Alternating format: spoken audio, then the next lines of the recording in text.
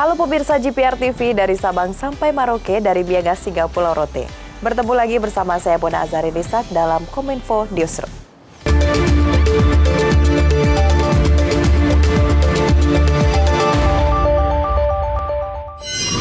Mengawali informasi pertama, Presiden Joko Widodo menerbitkan keputusan Presiden terkait dengan penetapan status faktual pandemi COVID-19 di Indonesia. Kepres tersebut berisikan bahwa pandemi COVID-19 masih terjadi dan belum berakhir di Indonesia. Dengan keputusan tersebut, maka kebijakan di bidang keuangan negara dan stabilitas sistem keuangan akan berfokus pada situasi pandemi COVID-19.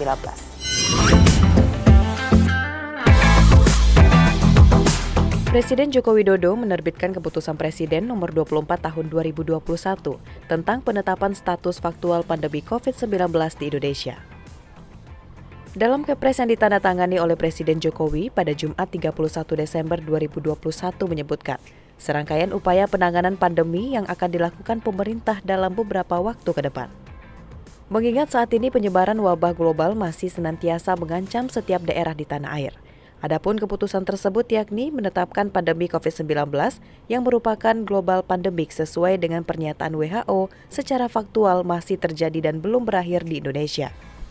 Kedua, dalam masa pandemi COVID-19, pemerintah melaksanakan kebijakan di bidang keuangan negara dan stabilitas sistem keuangan yang berdasarkan antara lain Perundangan Nomor 2 Tahun 2020 tentang penetapan perundangan pemerintah mengganti Undang-Undang Nomor 1 Tahun 2020 tentang kebijakan keuangan negara dan stabilitas sistem keuangan untuk penanganan COVID-19. Dalam rangka menghadapi ancaman yang membahayakan perekonomian nasional atau stabilitas keuangan nasional, kebijakan ini segera dilaksanakan pasca diterbitkan oleh pemerintah dalam beberapa waktu yang lalu.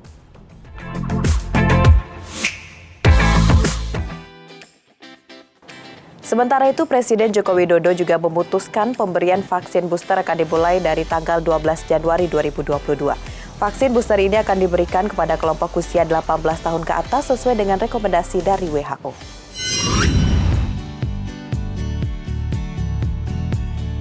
Berdasarkan arahan Presiden Joko Widodo, pemerintah telah memutuskan pemberian vaksin booster akan dilaksanakan pada 12 Januari 2022.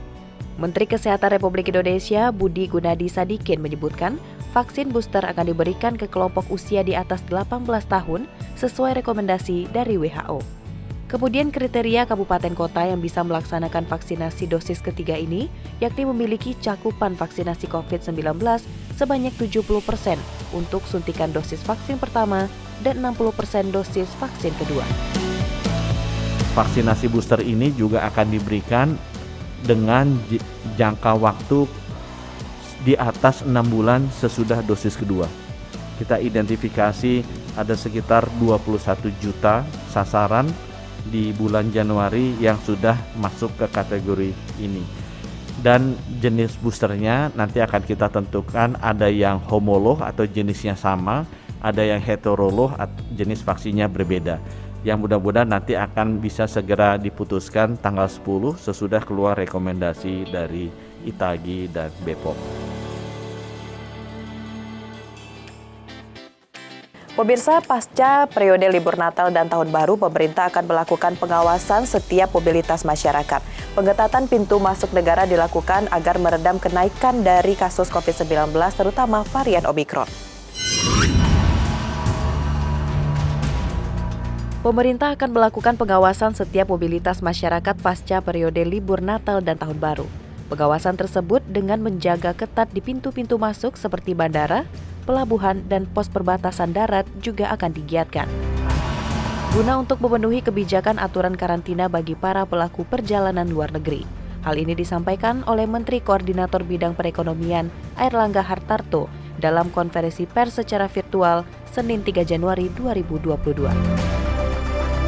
Bagi PPLN juga pemerintah mempersiapkan pintu-pintu baru selain di Jakarta, disiapkan juga di Juanda maupun di tempat lain yang tentunya disiapkan kekarantinaan. Demikian pula yang terkait dengan pintu darat, apakah itu yang ada di lintas batas, yaitu Entikong dan di Kalimantan Barat dan Kalimantan Timur, Dan selanjutnya juga yang masuk laut antara lain Batam, Tanjung Pinang, yang seluruh Kepri, yang seluruhnya juga disiapkan terkait dengan kekarantinaan.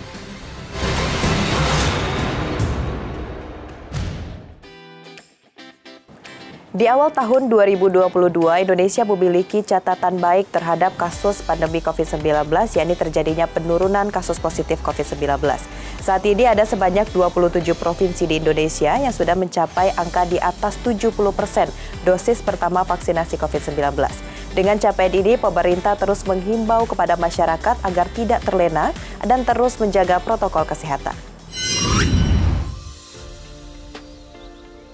Di awal tahun 2022, Indonesia memiliki catatan kasus positif COVID-19 yang baik, yakni terjadi penurunan angka kasus COVID-19 yang saat ini berada pada angka 174 kasus per hari.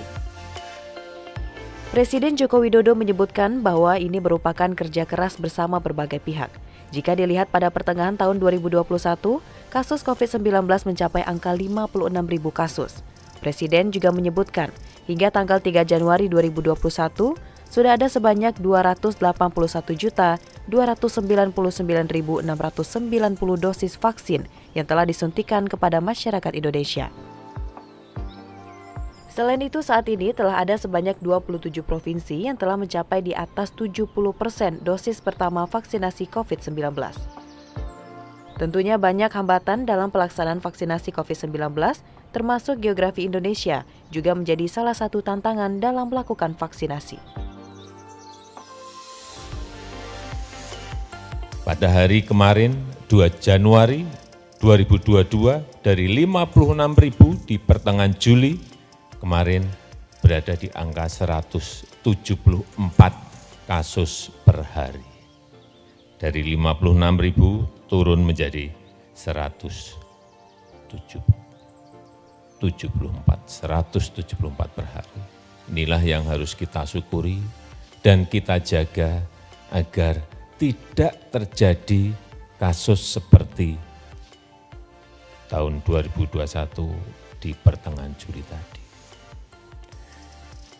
Kita juga patut bersyukur bahwa negara kita kalau dihitung dari jumlah total populasi berada di angka 1,6%.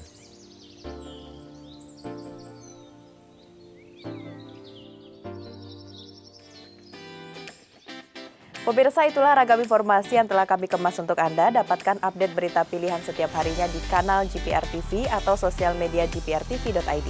Saya Mona Azhari Nisa pamit, sampai jumpa.